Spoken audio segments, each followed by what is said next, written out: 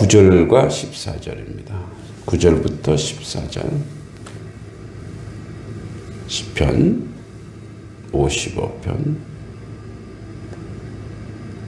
9절부터 14절까지.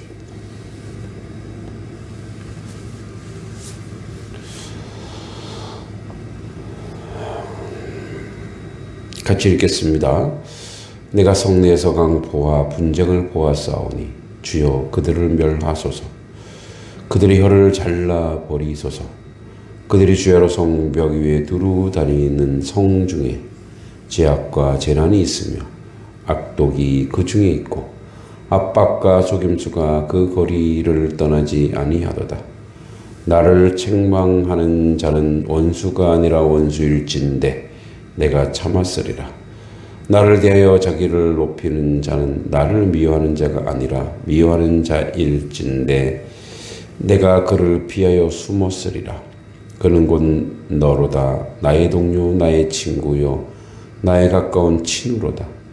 우리가 같이 재미있게 의논하며 우리와 함께하여 하나님의 집안에서 다녔도다. 아멘.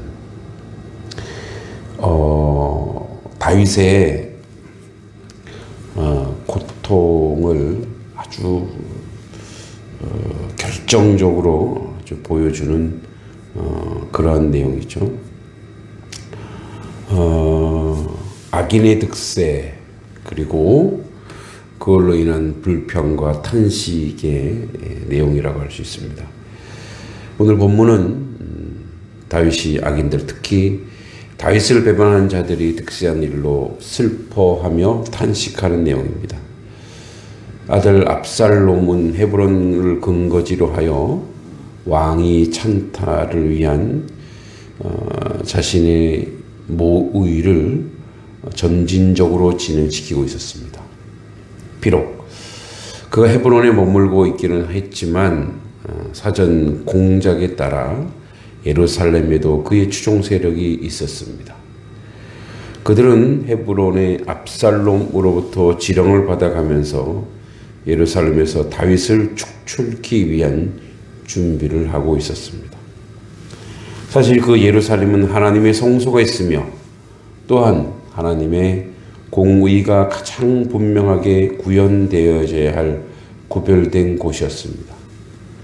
그럼에도 불구하고 압살롬 일당은 백성들을 다윗에게 멀어지도록 유도할 뿐만 아니라 다윗을 해할 사악한 모의를 하는 등 성도, 거룩한 도시 예루살렘을 피비린내 나는 살육의 현장으로 만들어 가려고 했습니다.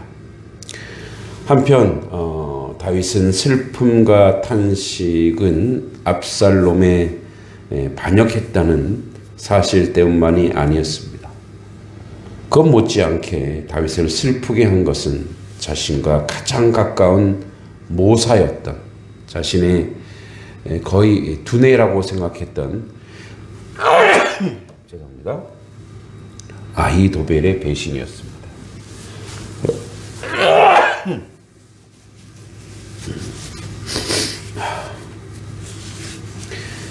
다윗과 아히도벨은 종교적 제의에도 함께 참석할 만큼 아주 친밀한 사이였습니다. 그래서 14절에 이렇게 표현하죠. 우리가 같이 재미있게 의논하며 무리와 함께하여 하나님의 집안에 다녔도다, 이렇게 이야기합니다.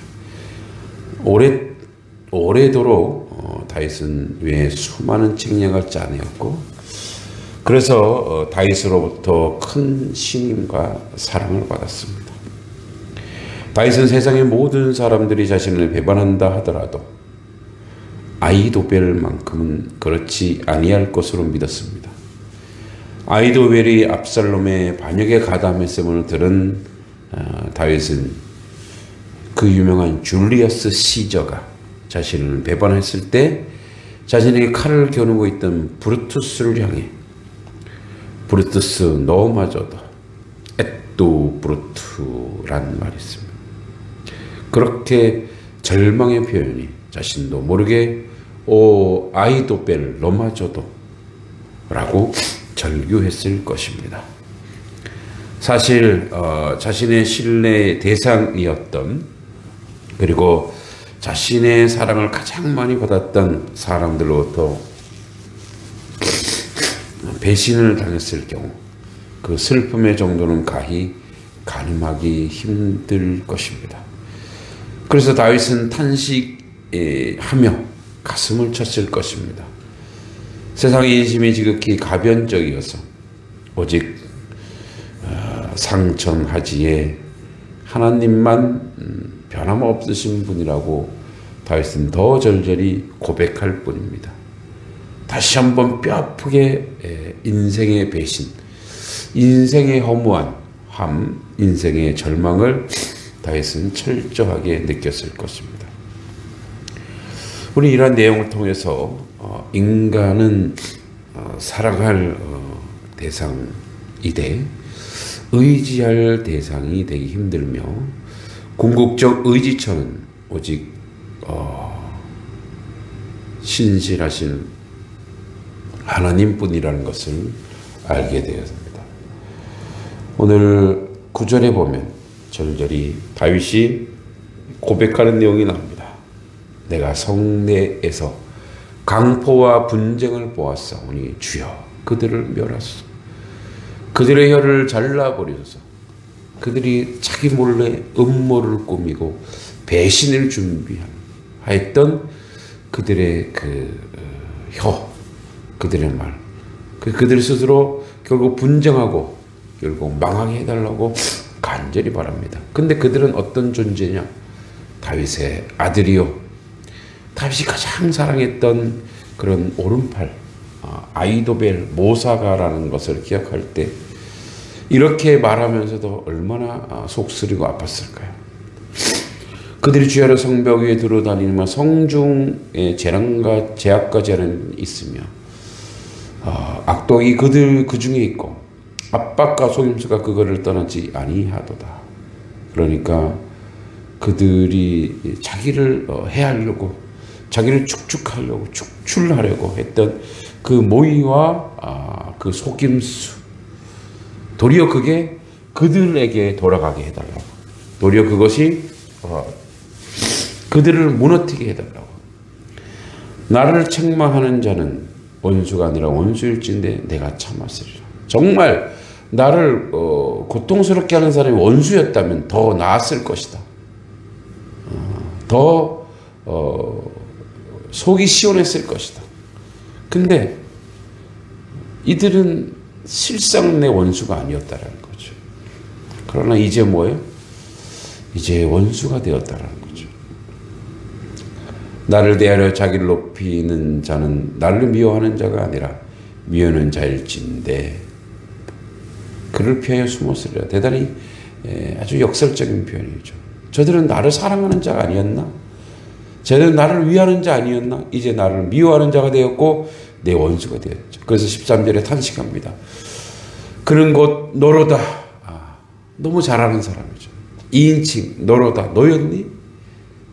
브루투스 너구나. 아이도벨 너구나. 압살롬 너구나. 내 아들, 내 동료, 나의 친구, 나의 가까운 친구다. 우리가 얼마나 서로 재밌게 지냈냐. 얼마나 의논하며 하나님 절에 있었냐. 우리가 하나님 절에 있었는데, 하나님 앞에 있었는데 어떻게 나를 배신할 수가 있는가. 예, 그런 절절한 그 고통이 다윗의 심경에서. 물론 다윗이 아주 오래 살지 못했지만 이 일을 겪고 9년 뒤에 죽습니다. 너무 큰 충격이지 않았을까 이런 생각이 듭니다. 결국은 이 땅을 살아가면서 우리 주님밖에 없구나. 오직 주님밖에 없구나. 내가 주님만 사랑해야지. 인생은 믿음의 대상이 아니고 의지의 대상이 아니고 신뢰의 대상이 아니고 그냥 사랑할 대상이구나. 사랑해주고 사랑 안에서 물론 믿을 수는 있습니다. 근데 그 사람이 배신하더라도 내가 그 사람을 미워하지 않을 정도의 그런 사랑이어야 된다. 오늘도 우리는 삶을 살면서 이런 일을 당할 수가 있습니다. 또 이런 일을 당해본 사람들도 있을 것입니다. 그럼에도 불구하고 그래서 우리가 더욱더 하나님을 의지하고 그 하나님의 사랑으로 그 하나님의 그 은총으로 살아갈 수밖에 없습니다. 결국 음모와 배신은 드러났고 하나님은 다윗의 손을 들어주사 압살롬도 죽게 되고 아히도벨도 죽게 되죠. 악은 그 다윗이 기도한 대로 다윗이 읊은 대로 그 악이 도리어 악한 자들에게 돌아간다는 것을 기억해야 할 것입니다. 오늘도 주님 안에서 인생을 사랑할 뿐 믿음과 의지의 대상이 아니라는 것을 기억하는 그런 지혜로운 하나님의 백성 되길 기도합니다. 기도하겠습니다. 하나님 아버지, 은혜를 감사합니다. 오늘도 주의 은총과 주의 은혜 가운데 살게 하시고 아버지 뜻을 이루는데 부족함이 없는 인생 되게 하여 주시고 하나님의 자비와 긍휼과 은총과 은혜로 살아가는데 조금도 부족함이 없도록 도와주시옵소서. 철저히 주님을 더 의지하고 의탁하며 살아가는 하나님의 백성, 하나님의 자녀 되게 하여 주시옵소서. 예수님의 이름으로 간절히 기도하옵나이다. 아멘.